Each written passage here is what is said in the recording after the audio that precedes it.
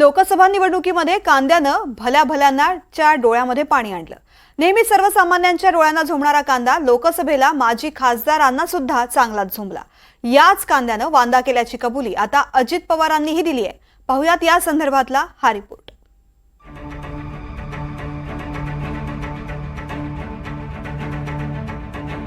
2024च्या लोकसभा निवडणुकीचे निकाल आणि महाराष्ट्राच्या उत्तर भागात महायुतीच्या डोळ्यात अक्षरशः पाणी आलं। कारण कांदा हे मुख्य पीक असणाऱ्या उत्तर महाराष्ट्रातील 6 आणि इतर 2 मतदारसंघात महायुतीने सपाटून मार खाल्ला।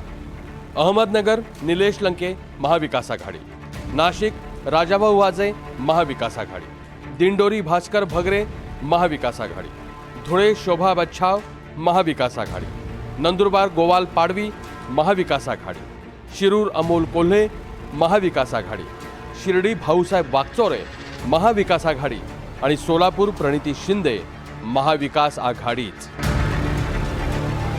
या 8ही लोकसभा मतदारसंघात शेतकरी वर्ग प्रचंड नाराज होता आणि याला प्रमुख कारण होतं कांदा निर्यात बंदी। ऑगस्ट 2023 मध्ये केंद्र सरकारनं कांद्यावर 40% निर्यात शुल्क लावलं। शेतकऱ्यांचा संताप झाला, सरकारचा विरोध केला। ऑक्टोबर 2023 मध्ये कांद्यावरचं 40% निर्यात शुल्क हटवलं गेलं। 7 डिसेंबर 2023 ला कांद्यावर पूर्णपणे निर्यात बंदी लागू केली। ही निर्यात बंदी 31 मार्च 2024 पर्यंत लागू राहणार होती, पण ही मुदत संपण्याआधीच 22 मार्च 2024 ला सरकारने ही निर्यात बंदी अनिश्चित काळासाठी वाढवली। महाराष्ट्र, कर्नाटक, गुजरात या राज्यात शेतकऱ्यांचा आगडोंब उसळला। 25 मार्च 2024 ला फक्त गुजरातच्या पांढऱ्या कांद्याच्या निर्यातीला परवानगी दिली। त्यामुळे महाराष्ट्रातील शेतकरी आणखी संतापला। अखेर 4 मे रोजी म्हणजे लोकसभा निकालाच्या 1 महिना आधी सरकारने कांदा निर्यात बंदी उठवली, पण कांदा 46 रुपये किलोपेक्षा कमी दराने निर्यात करता येणार नाही अशी ही अट घातली। पण तोपर्यंत शेतकऱ्यांच्या हातातून वेळ निघून गेलेली होती।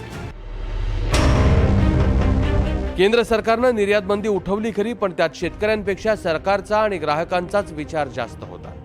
कारण कांदा निर्यात बंदी सुरूच राहिली असती तर पुढच्या हंगामात शेतकरी कांदा पिकाकडे वळलाच नसता आणि बाजारात कांद्याचा तुटवडा निर्माण झाला असता। अर्थात सरकारचा हा विचार न कळण्या इतका शेतकरी दूधखोळा नाहीये आणि म्हणूनच आगामी विधानसभेतही कांदा पुन्हा रडवू शकतो अशी भीती महायुतीला आहे। उद्याच्याला आम्ही केंद्राला सांगू, पुन्हा आम्हाला 5 वर्ष संधी द्या। आम्ही त्यांना सांगू हे आपल्याला केलं पाहिजे। काय? निर्यात बंदी बंद। कशाची? कांद्याची। संधी द्या। आता तर तुम्ही पार आम्हाला घरीच पाठवलं।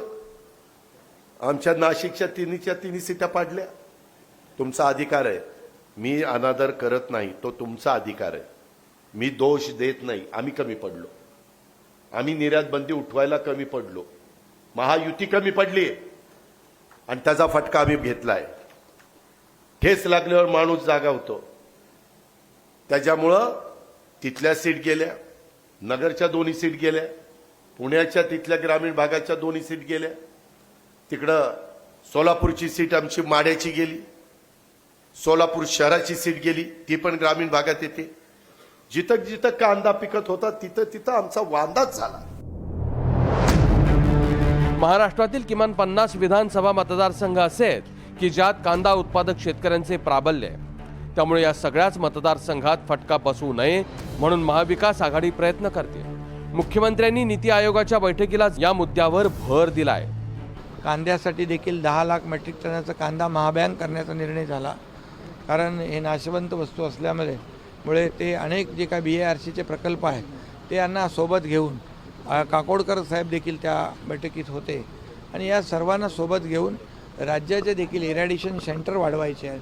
त्यामुळे या वस्तू ज्या नाशवंत वस्तू आहेत त्या जास्ती काळ टिकतील, शेतकऱ्यांचा फायदा होईल। कांद्यासोबतच सोयाबीन आणि दुधाचा भावही सरकारसाठी अडचणीचा मुद्दा आहे। एकीकडे दुधाला भाव मिळत नाहीये तर दुसरीकडे अतिरिक्त दुधाचा प्रश्न आहे। सोयाबीनला आज मिळणारा भाव हा किमान 7 वर्षांपूर्वी इतकाच आहे। कापूस उत्पादक शेतकरीही अडचणीत आहे। सोयाबीनमुळे विदर्भ मराठवाडा, कापसामुळे खानदेश, दुधामुळे पश्चिम महाराष्ट्र आणि कांद्यामुळे महाराष्ट्रातील 9 जिल्ह्यात फटका बसण्याची शक्यता आहे। त्यामुळे एकीकडे राज्यातील प्रचंड मोठे विकास प्रकल्प, लोकानुनयी योजना यांचा जयघोष करत असतानाच राज्यातल्या शेतकऱ्याची अस्वस्थता दूर करण्यात जर मुख्यमंत्र्यांना यश आलं नाही तर महायुती समोरच्या अडचणी आणखी वाढणार यात शंका नाही. रामराजे शिंदे, NDTV मराठी, नवी दिल्ली.